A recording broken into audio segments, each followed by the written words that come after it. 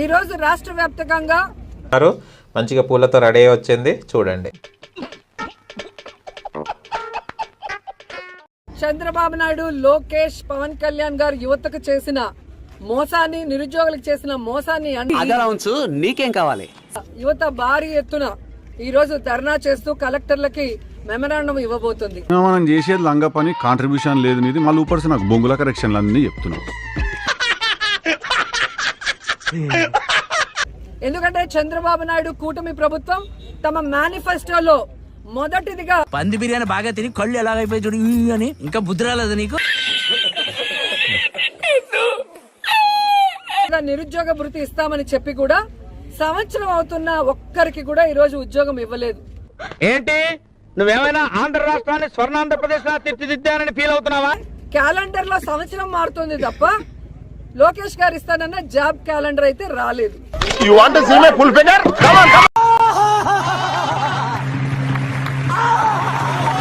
ఎన్నికల ముందేమో బాబు surety, job guarantee అన్నారు.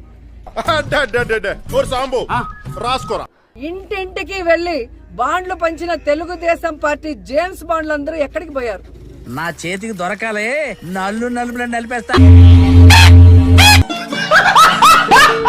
ఈరోజు విద్యార్థులు అడుగుతున్నారు, నిరుద్యోగులు అడుగుతున్నారు, వాళ్ళకి రావాల్సినవి రావట్లేదని.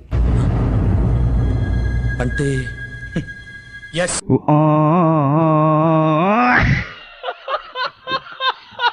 అదే పవర్ లోకి వచ్చాక ఫ్లవర్ యూత్ చెవుల్లో పెడుతున్నాడు. ఇప్పుడు ఎక్కడయ్యా మీరు చెప్పిన యువతకి ప్రామిస్లు చేయట్లేదు అంటే రబ్బర్ లాగా మెలికలు తిరుగుతాడు. ఇదే మాట ఇంకోడైనా మగాడు ఉంటే షూట్ చేసేసినవాడిని. ఇప్పటికే 13 నెలలు అంటే 13 × 3,000 బాకీ ప్రతి కుటుంబంలో ఉన్న నిరుద్యోగికి అంటే ఏమైనా ఉందా? సో సూటిగా చెప్తున్నాం చంద్రబాబు నాయుడు గారికి, పవన్ కళ్యాణ్ కి, లోకేష్ కి,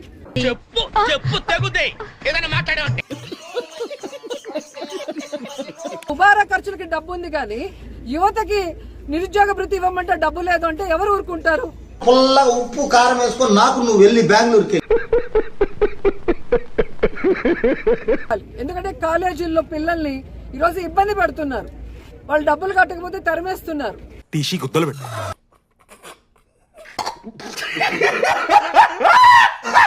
చూసిన అదే డైలాగ్ నువ్వు రిపీట్ చేస్తుంటే జనాలకు కూడా బోర్ వస్తుంది. ఈ రోజు వాళ్ళు చదువుకోకుండా ఇళ్లలో కూర్చుంటే వాళ్ళ కుటుంబాలు ఎలా బాగుపడతాయన్న ఆలోచన వీళ్ళకి లేదని నేను ప్రశ్నిస్తున్నా. అరే ఓ పని చేయి, అయితే నువ్వు దెంగే ఒక్కటిచ్చుకోండి సాబ్, తప్పదు సాబ్, ఒక్కటిచ్చుకోండి సాబ్, తప్పదు సాబ్.